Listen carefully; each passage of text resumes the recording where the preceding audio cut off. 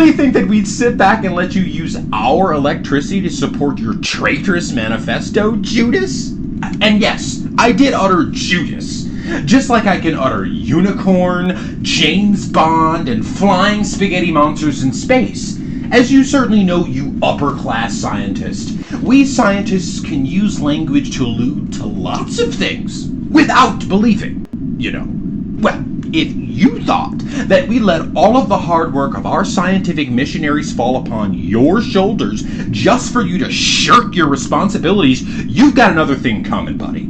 Your study abroad term is about over, and I hate your professor just as much as you do, so I was excited to see you go back home too, but I can't go over every detail with you to keep you on track while you're still overseas like they can.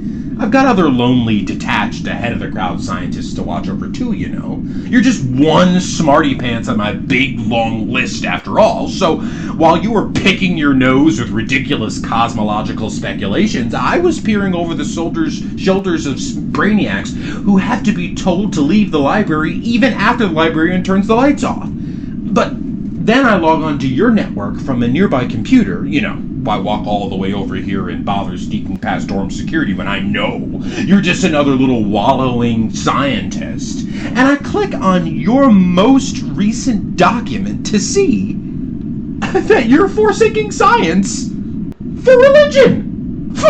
Heck yeah, I'm pulling the cord on the whole campus, let me tell you. He can deal with his little super duper specific study on calf muscles or whatever later.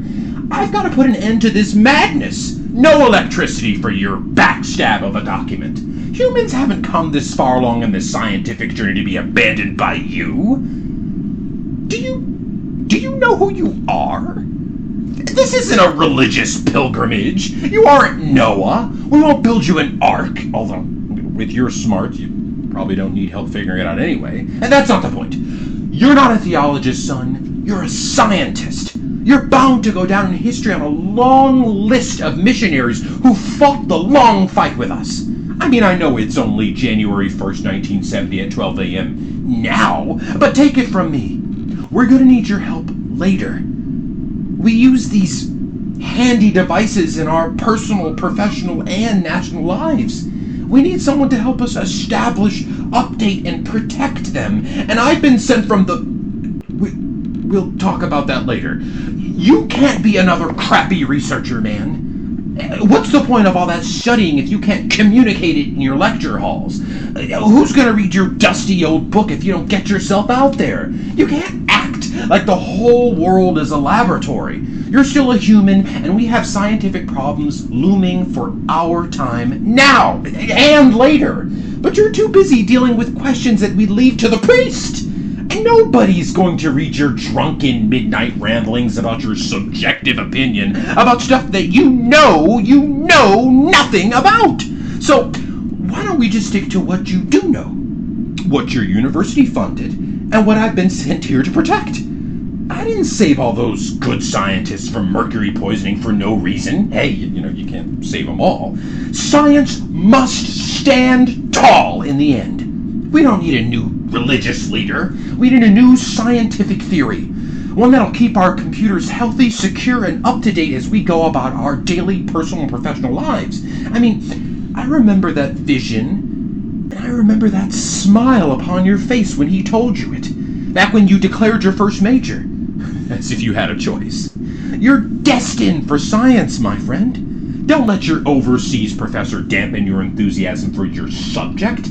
Computers are your love, your passion, your vocation. Don't let them kill what lights a fire in your belly every single day as you march your way to that lab. Your fellow human beings need you, man. Just like every other scientist before, now, and after.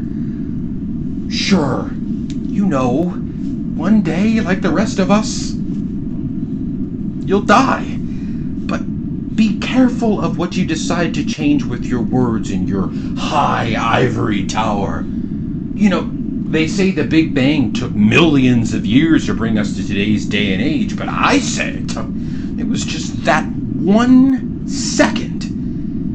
And just like when you declared your major and got assigned to me, The rest after that 1 second must be determined.